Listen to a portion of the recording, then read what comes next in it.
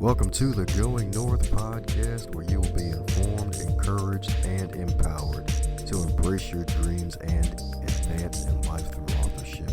I'm your host, best-selling author of the book Stay the Course, and certified leadership trainer, Dom Brightman. Be sure to check out the goods and services from every guest, as well as the host himself, yours truly. Now let the fun begin.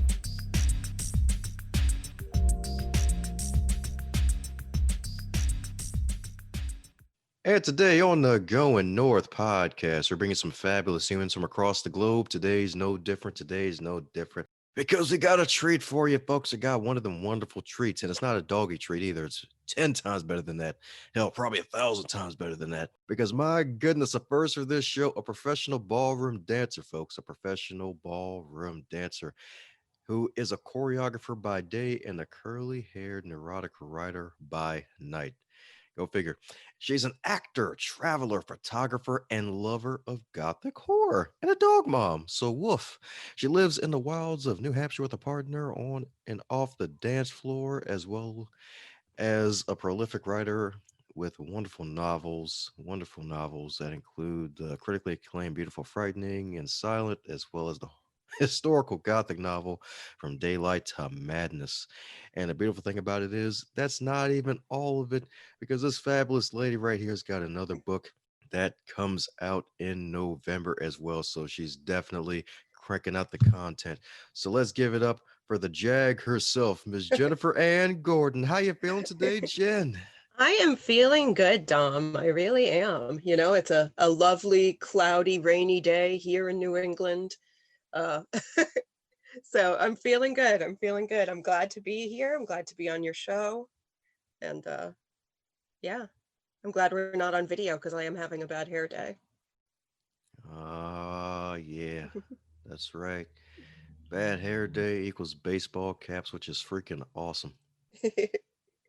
I can't pull off a baseball hat because I have really curly hair. So when I put a baseball hat on, my curls end up looking like Cocker Spaniel ears on both sides of my face. So I, I prefer to go for the messy bun instead of the hat when I have a bad hair day. And thus fun on a bun has a new meaning. Oh man, so my goodness. So a lady of many lives and talents. So what inspired you to become a ballroom dancer? Because that's not an everyday thing. No, it is not an everyday thing. So I think like most little girls, we get put into dance classes when we're young. So I started dancing when I was 3. And, I danced probably for about 10 or 12 years, but then I started having a lot of problems with my knees. And I'm kind of short. I'm 5'2". And so that's too short to technically be like a dancer, like a ballerina or something like that. And I started, developing curves. So I was curvier than a ballerina. And all of my dance instructors said, well, you're never going to be a dancer. So either you can keep dancing just for fun or you can try something else. So I was, a teenager. So I just gave up on everything. I was like, if I can't dance, I won't do anything. So I was a sulky teenager who wrote a lot of poetry.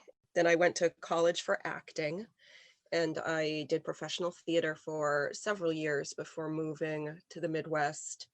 And then when I was there, I sort of concentrated on, I'm a painter, so I was painting. But there was a ballroom dance studio about a block from my house. And I would always walk past it when I was going to Starbucks or going to like the post office. And I really just thought I'd never ballroom danced at all. I'd never danced with somebody like physically in my arms, having to like follow. And I thought it would be a good challenge. And it took me a while to build up the courage to finally sign up for a lesson. And then I finally did. I signed up for a lesson, and I met my now fiance. He was my dance teacher at the time. And I started ballroom dancing. A month later, I did my first competition and I won top amateur in the state. And then a few months after that, the studio that I was taking lessons at hired me.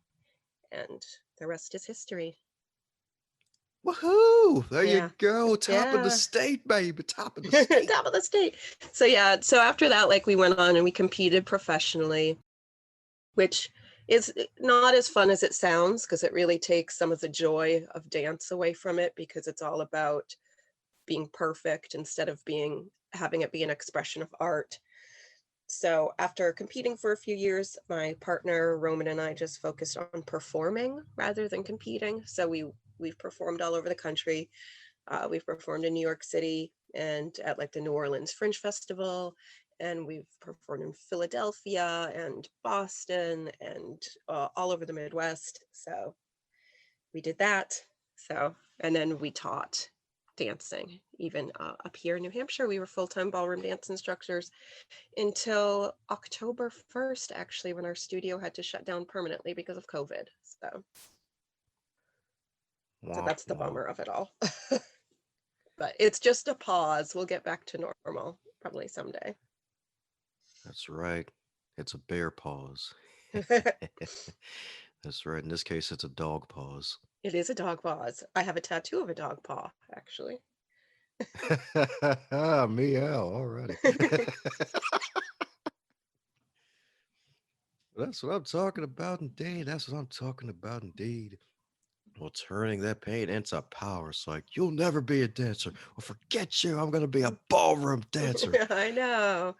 In ballroom dancing, it's really great because it's a good hobby and a good way for people who've never danced to find dancing later in life. So predominantly most of our students were, 40 plus or 50 plus, and most of them had never really danced before. So it's really fun to mold people who are not dancers into dancers and people who are not performers into performers, because the studio that we worked at, which was called Let's Dance in Concord, New Hampshire, it wasn't a competition-based studio, so we did more social dancing and more performance-based dancing. So it was very fun.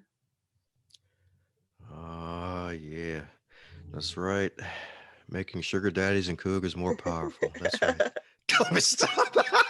Stop it, Dom. So yeah, now I don't really dance anymore that much, a little bit here and there on the side, but it's difficult with COVID. So I have been focusing on my writing predominantly since I started writing a couple years ago, but I've been kind of full-time writing since the pandemic really hit in March.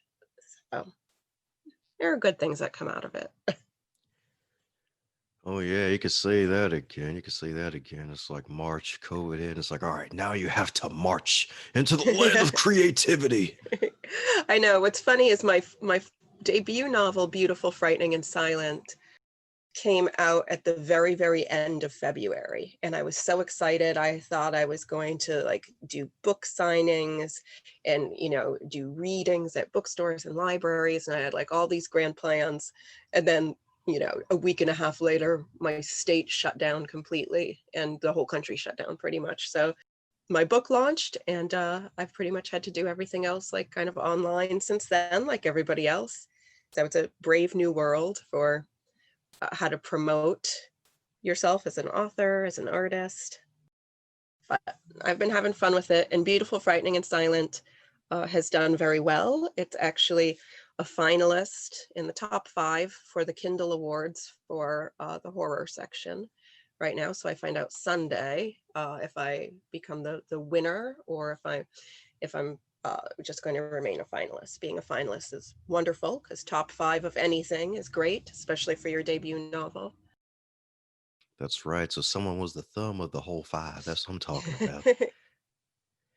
That's right. Putting it all together. Yeah, it's probably better to be the thumb than like the middle finger. Just flip off the rest of the competition, huh? Oh, no, I wouldn't do that. I wouldn't do that. But I feel like I've been like nominated for an Oscar and I'm one of those actors who just keeps going, well, it's just an honor to be nominated. It's just an honor to be nominated. And it is. It's quite an honor to be in the top 5. I didn't expect it when I was a semifinalist and I was in the top 20, and then I was shocked when I was in the top 5. So I'm just glad the work is kind of resonating with people, and I have a very specific style of the way I write, so I think it's not a typical horror novel. It has a lot of like lyrical and poetry aspects to it. So some people love that, some find it grating on their nerves, but luckily most people most people like it.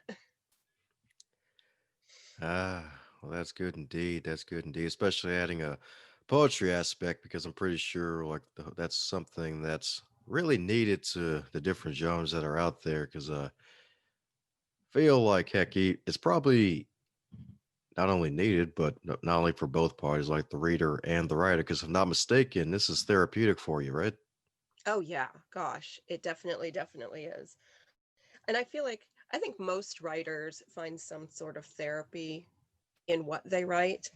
It just gets, I think, a little bit more twisted when you're talking to like a writer of horror or like thrillers and serial killer stuff, when you're like, what kind of therapy are you getting out of this? Like, like, what is this all about?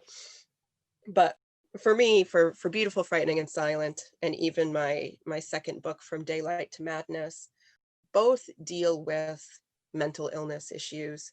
So Beautiful, Frightening, and Silent is mainly about the grieving process, and how if somebody doesn't have the tools in their mental wheelhouse to cope with intense grief, what can happen to them mentally. And so it's about that at its core, but on top of it and intermingled with it is this, kind of terrifying ghost story, and a story about revenge and all sorts of things. So it's kind of this trifecta of different aspects of the grieving process, whether it's regret, rage, or just all encompassing grief. And my second book, From Daylight to Madness, is a Victorian era Gothic horror novel. And that one centers on how people with mental illness were treated in the 1870s, especially the way women were treated who might or might not have had mental illnesses, specifically things like postpartum depression or sometimes eating disorders.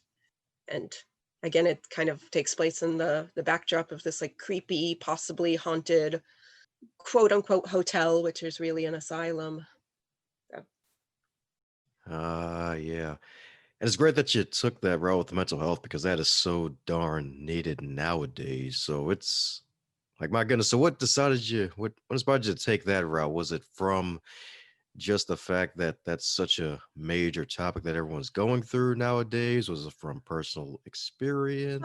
it was so Beautiful, Frightening, and Silent was, even though my main character in that book, Adam, loses his wife and his son, and I've obviously never experienced that. I have experienced terrible grief before, so I used that core feeling of the grieving process and explored that for him. There's a ghost in that book, and she got killed because of a domestic violence situation, and I have been a victim of domestic violence in the past, so that um she was very personal to me for that reason. And so yeah, I think most stories in some way, shape, or form have a kernel of truth in there, and then it just depends on how the author chooses to explore that truth, how far away from themselves they get, how close to themselves they stay. But I think emotions are emotions. So my grief that I'd dealt with in the past, I hope I did justice to my grief, and I hope I've done justice to people who are grieving everywhere in the world, because I mean it's a tough thing to go through, and I'm not diminishing it by putting it in a horror story, but um yeah. So personal experience, I wasn't necessarily thinking, because I wrote it pre-COVID, about what the world is going through literally right now, but the books I'm writing are good books for people to be reading right now, because they also deal with isolation and loneliness and reaching out and only finding a wall in front of you instead of, a person. Oh man. But hey, it's really admirable to do that. I mean, like, even if it's a horror novel, I mean, grief is really kind of a horror situation, depending on what type of grief and how the grief came about. So I imagine probably did it justice, especially coming from your own personal experience and even putting that kernel of truth in there. Yeah, and I think I did, and I got a very high compliment in an interview once. It was a written interview where the interviewer compared my book to Pet Cemetery by Stephen King, which is, if you've read Pet Cemetery, that too is a story that's based in grief, and but there's a horror aspect to it. But it's, at the end of the day, it's a story about a father who's grieving.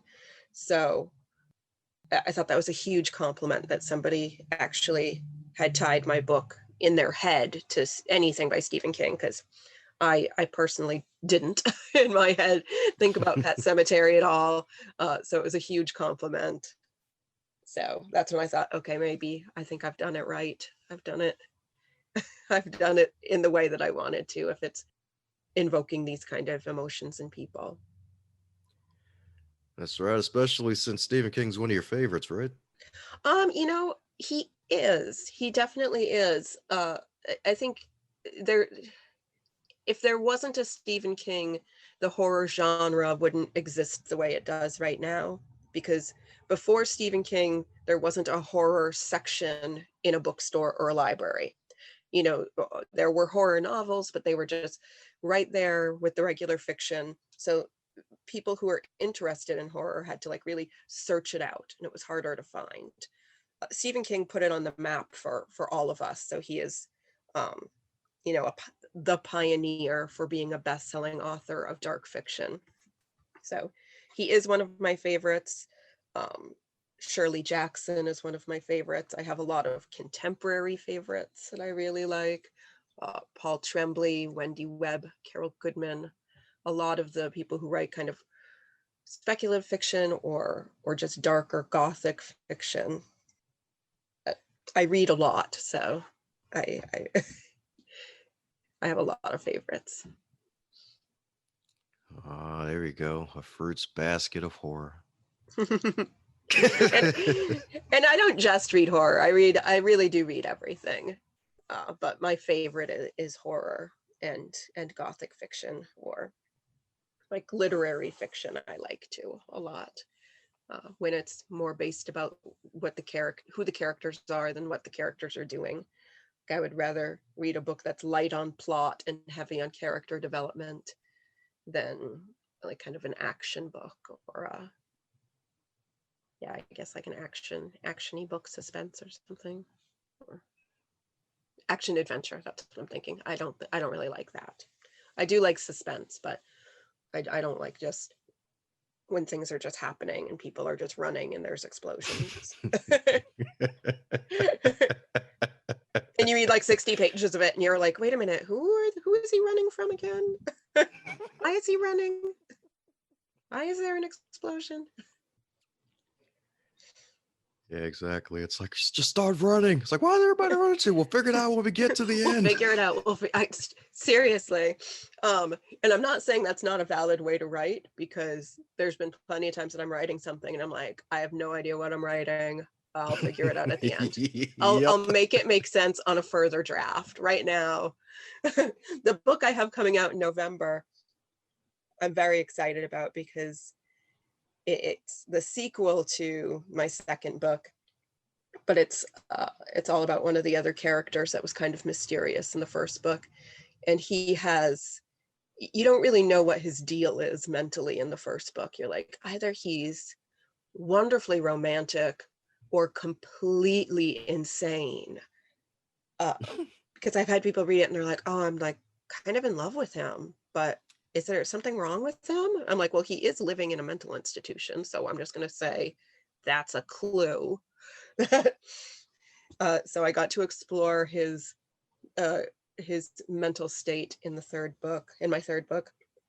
And I will say I wrote the first draft, and then and by the time I got like 3/4 of the way through, I'm like, oh, now I get what I'm doing. So when I had to do a rewrite from the beginning, I had to like put in all these clues that would finally make the ending make sense. But I just kept thinking, if I keep typing, I'll figure it out. I'll figure out what makes him tick. And I finally did. Oh, yeah. That's right. Keep typing and you'll figure it out. Well, so I host a show with two other authors, Allison Martine and Trisha Ridinger McKee. And our show is called Vox Vomitus, which is fake Latin for word vomit. And that's kind of what we interview writers about, is just the word vomit of it all. When you're just like, I'm just going to write it out and figure it out later. Or, the books that go completely wrong, the characters that you hate and have to delete every time you find it. I don't know why I wasted 80 pages on you. You're boring. And they're like, no, let me see the surface. I know. I always joke that I wrote this entire chapter of my book, of the book that's coming out in November, that it was total word vomit. It was like a mixture of poetry and one really long metaphor. And the imagery was beautiful, but by the time I kind of got to the end of this chapter and I went back and reread it, I said, I didn't say anything in this chapter. It was just like words for the sake of words. And so that whole chapter I cut down to like one paragraph, and it made much more sense. But it was hard to chop all those words out, because I did feel sort of proud of them as I was typing them. Hooray. That's what I'm talking about. Yes, indeed. Yes, indeed. Well, all right. All right. That's right. That word vomit, indeed. The word vomit. You'll eventually find a pearl in the vomit. You will. You will. Sometimes you just have to write it out. You have to write it out and purge all the bad stuff, find the good thing in there, and hang on to it. Ah, yes, indeed. Yes, indeed. Well, after this whole word vomiting process and you put it all together, you get a group of beta readers together. So, how are you able to get your team of beta readers together? Because I hear you got a honest group of them that just tell you how it is, because they're not really the reading type, but they'll read it because they love your curly hair. I'm very lucky. When I was working at the dance studio, I taught people from, all different walks of life. Computer programmers, engineers, fellow artists, psychologists, social workers, and a variety of different ages. So, and people who like what I read as well, like people who have the same book taste I do, but also people who drastically don't.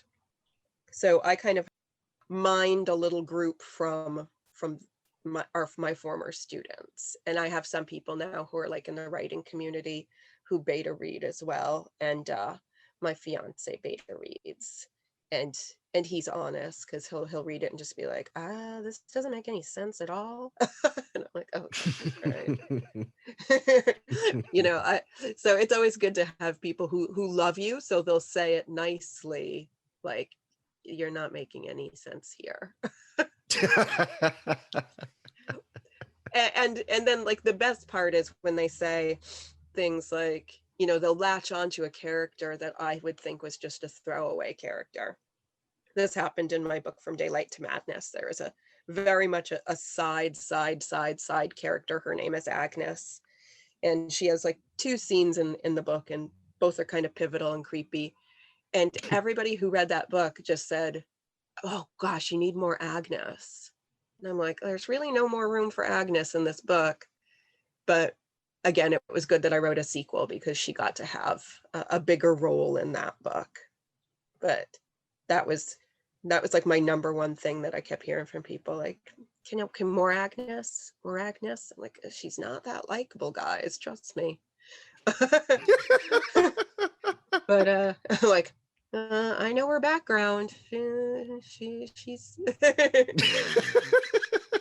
okay, you asked for it. So I feel like there's going to be a part in the next book that comes out that's Agnes centered, that I think people are going to go, oh, I didn't want to know this about her.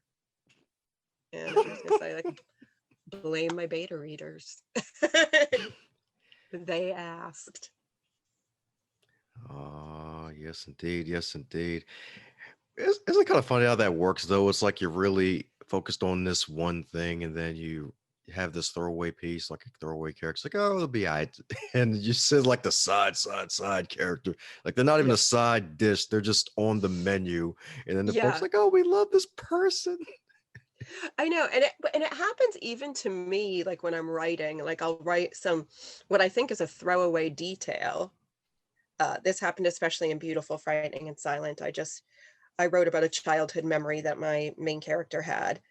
And then I realized that like symbolism of his childhood memory, I don't really want to say what it is because it's kind of a spoiler, uh, really is the defining thing of his life. Like this very small moment from his childhood, it's what's defined him and kind of he's created his whole personality around this one brief thing. So I was able to tie the whole book together with that. And that was something that just kind of popped out of my head, and I just typed it. And I'm like, oh, that's kind of a cool detail. And it became the primary symbolism of the entire book.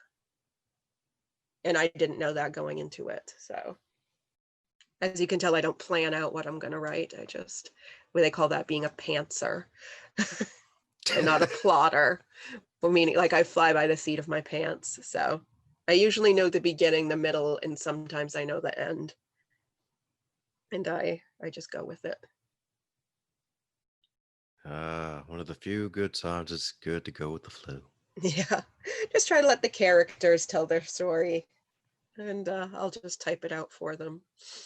And then on the second and third and fourth drafts, that's when I make it make more sense. Yeah, exactly. Where they're all fighting to become the main character. I know. Sometimes I feel like that's what it is. I'm like, stop it, side character. I don't need you right now.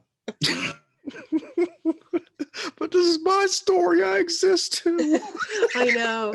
And what's funny is this Agnes character. So I wrote the second book, and it's kind of the end of the series. It was just a 2-book series. And then I thought to myself, I should write a short story about Agnes, or maybe like a novella about her to give her some real time. But I'll wait and see how people respond to her in my third book, because they might not want to hear any more from her. Just put the book down on the floor in a corner somewhere. It's like, all right, book, you've had enough. You've ruined my hopes and dreams. No, I mean, the book is great because it very much centers on my male character from Daylight to Madness, who is his name is Francis, and he's an incredibly interesting character to write. He broke my heart, and I fell in love with him, and I was scared of him, and he was great. So hopefully I did him justice as well. And hopefully people will forgive me for the Agnes of it all. I almost wrote in my acknowledgments, you asked for more Agnes. This is what happens. It's like, be careful what you wish for, right? Yeah. I think my beta readers will be mute from now on. They'll just be like, no, we're not going to ask for any more of anybody. Oh, man.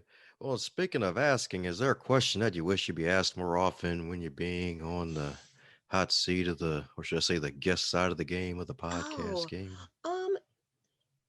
I don't think so, really. I just try. I've been interviewed a lot, and I interview people a lot. So I just try to go with the flow. And I'm happy with almost every interview I've ever had, especially when it's just like what we're doing now. It's a real conversation. So I like that. I guess that would be my thing. Not is there a question I wish I was asked more, but is there a way you wish questions were asked more? And I would say I just like, a more conversational tone, the way we're doing it now, instead of it being, sometimes you get interviews that are very like, okay, we're doing this. Next question. Not that that's not good, but I don't think I communicate as well that way. But maybe I'm not communicating very well right now. I'm not sure. I gave up coffee 2 months ago. I haven't been sure about anything since then.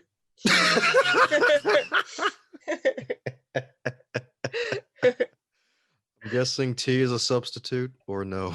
No, no. Actually, I've substituted coffee with just taking apple cider vinegar. Ooh. It's not great, but I can sleep a little bit better at night. Oh yeah.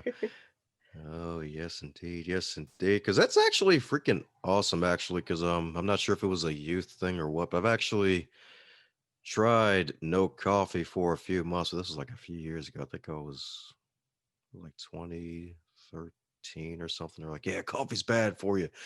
And one guy's like, yeah, I don't want to be one of those folks who needs his coffee all the time. I want to just drink some good old water and be good for the day. And it worked out great for me for about a good 6 or 7 months. And then I took a road trip that was 10 hours long and I Yeah, drank there you coffee. go. And yeah, I've never Yeah. tried the So, coffeeless life after that. um, I feel like that's definitely going to happen to me because starting in January, I started a part-time job and it's early in the morning and I'm like, oh gosh, I know I'm going to need coffee if I have to be like awake enough to take notes for something at 8 a.m. Uh, I'll probably go back on the coffee at some point, but a long time ago, I gave up eating any kind of chips, like potato chips, Doritos, gave it all up, hadn't had a chip in like 10 years. And my fiance and I were on a road trip to New Jersey, to Atlantic City with this big band that we used to dance with. And they stopped at like a rest area at like 6 a.m. And for some reason, I just like saw a bag of sour cream and onion chips. And I'd been on a bus all night with people, heading home from New Jersey. And I thought, oh God, it would be so yummy to eat chips right now. And my partner and I were like, let's just get a bag of chips. Like, well, what's the harm in it? And now I'm addicted. I've been addicted to chips again for like years now. And I think the It's- longest I've been able to go without like snacking on chips is maybe 2 weeks. Maybe. Hey, 2 weeks is good. I mean, better than nothing. Yeah. And at least it ain't something worse. I know. I know. Hey, it could be crack. That's right. Not the human one either. Yeah. I think the same thing. That's, oh, every time I buy a lot of books and I think, "Oh, I shouldn't be spending so much money. In my part of me, in my brain, it's like, it could be worse. It could be drugs. It could be drugs. You could be spending all your money on drugs. Instead, you're spending it on books. So that's fine." Exactly. And then build a castle once you run out of bookcase space. Yeah. Well, that's what I'm talking about, indeed. So, since horror seems to be your mainstay for the moment with a mix of poetry, is there going to be any genre explorations in the future or possibly a straight all poetry book in the future from you? I thought about doing an all poetry book. I'm not quite there yet. I have poetry that I've written in the past, but I haven't been writing too much poetry now. I am sort of my current work in process. It's very, very new. I'm only about 5,000 words in. It is not gothic horror. It's actually, I consider it out of my genre, but it is a dystopian romance. So it's the end of the world, but there is a love story that will happen in there. Kind of a romantic comedy. So, like The Stand meets, I don't know any romantic comedies, but The Stand meets like a meet cute where people meet during the end of the world, during a terrible plague. Not a COVID like plague. It doesn't kill you, but it does turn people ugly. So it's a little bit satire too on the superficiality of the world and what happens to people if all they have going for them is how they look. And all of a sudden there's a virus that makes everybody in the world really ugly. Or at least we'll say 80% of the people in the world really ugly and like 20% don't get it. So that's my outside of my normal genre that I'm working on right now. So there's less poetry in that. I also have a serialized short story project thing that I'm working on, and that's it's about a serial killer, but it's more of a satire as well, which it's very dry and very, very crass and kind of gross. But I know I normally don't write a lot of violence, but there's some violence in that. So almost like Dexter Morgan, huh? Um, like maybe Dexter's origin story, or like the origin story from the guy from American Psycho, like who he was before he was a full-blown serial killer. It's that kind of thing. It's about college kids and and murder. So I've got a couple things I'm working on. Eventually I might write uh just maybe like a straight out women's fiction book, or a mystery. I have a mystery floating around in my head, but most of it's horror stories and ghost stories. Especially ghost stories are my favorite. Maybe one of Haunted those houses. Highlander vampire romances. I don't really dig vampires that much. I mean, I'm not hating on them. I read the Twilight books a billion years ago. I love True Blood, Dracula, love all that, but I'm not really a monster person. Unless I was getting paid probably pretty good money, I don't think that would be where I would go to immediately. Creatively. No vampires, no werewolves. Just, straight up dead people or crazy people. I'd be fine with writing about like a demonic presence that infects a town, but probably not like a vampire. Even though, I mean, that being said, Salem's Lot by Stephen King is one of my favorite books, and that's vampires done to me like almost the very best. It's hard to beat some of the classics out there. So I'm not even going to try. So no college try with that one. I got you. Not right now. Not right now. I mean, I might change my mind. I never thought I would write a story about a plague, but I'm doing it and I'm having fun with it. Sweet. So I'm pretty sure there's going to be a ballroom of cacti dancing with each other. Yeah, there could be. Could be. I haven't written too much about ballroom dancing, but I've thought about it. I've thought about writing about my experiences as a dancer and a teacher. But down the road a little. Oh, yeah. Well, and speaking of down the road, this is where we go backward and forward at the same magical time. So if you're to wake up tomorrow and you're 25 again, but this time in the current year, what advice would you give to yourself? Oh gosh, at the age of 25, I would say, hmm, this one's tricky because I believe everything happens for a reason. So it's hard for me to think, what would I do different at the age of 25 that would get me. I wouldn't want to get too off the path that I'm actually on, because like I love the person I'm with and I love my life. And I'm a big believer in, if you change one little thing in the past, everything could kind of go astray. So I'll just go with something kind of superficial and say, if I was 25, I would tell myself to try veganism at 25, because when you try it at 40, it's too difficult. Because I've been a vegetarian for over 20 years, but I love cheese so much. But I think if I'd maybe given it up way back then, cheese and eggs, it would be better, because it's like one of my life goals is to become a vegan, but I love cheese so much. I love cheese so much. So that'll be my superficial thing, because I'm afraid anything else would have veered me off on a different path and I wouldn't have ended up meeting the person that I'm with now. Because my first instinct was going to be like, don't move to Ohio.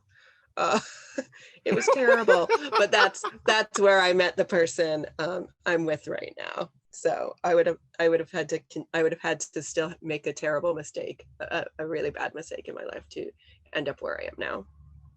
So I'd say stop eating cheese, Jennifer. Say cheese. I know. I know. And now I'm like literally now it's just making my stomach growl thinking about cheese. I'm like, oh gosh, should I have a snack? I just ate. Yes, you ate more. More. Oh man. So, since you have a teaching background, there may be folks who want to leave a metaphorical apple on your virtual desk. So, for those who want to keep in contact with Joyful Jennifer, what's the best way for folks to reach out to you? The easiest way would probably just be to go to my website, which is jenniferannegordon.com. And that's Jennifer, ANNEGORDON.com. That has the links to all of my social media, my Instagram, my Facebook, my Twitter, a couple other things. I'm not super active on Twitter, but I am pretty active on Instagram and Facebook. And also there's a new app called Slasher, which is a phone app, and it's like Facebook, but just for horror fans. So you can find me on Slasher, and that's just at Jennifer Ann Gordon on Slasher. I'm pretty active there as well. But my website has all the information about my books. It has some of my photography is there, my artwork is there, information about my podcast. Wednesdays at 6 p.m. I host a show called Vox Vomitus with Allison and Trisha. Sundays at 2 p.m. I host a show called Talk Horror to Me with a couple of authors named Brooke and Carly. And that one's brand new. We're going to be doing our third show this week. So I'm kind of all over the internet. If you want to stalk me, jenniferannegordon.com. Woohoo! Well, there you have it, folks. Head over to that JenniferAnnGordon.com. Check out some of her wonderful photography. Some classic black and white goodness with some future goodness. That's what I'm talking about. Thank you. Oh, yes, indeed. Yes, indeed. So, any parting words for the folks still listening? Oh, if they're still listening, you know, I'm clapping for them. You made it through almost an hour of me babbling. Thank you for listening. Thank you for your support. And yeah, let's catch you all later. How's it going, my friend? I'm glad you made it to the end. That shows that you really enjoyed what you heard and you are an uncommon finisher. Thanks for giving this show a listen. If you really want to help out the show, be sure to subscribe, leave a review, and share this with someone that you care about or someone that needs to hear this message because we want to spread this podcast around like butter on bread if that's your type of thing. And if it's not your type of thing, still spread it around anyway because good stuff needs to be shared with good people like yourself.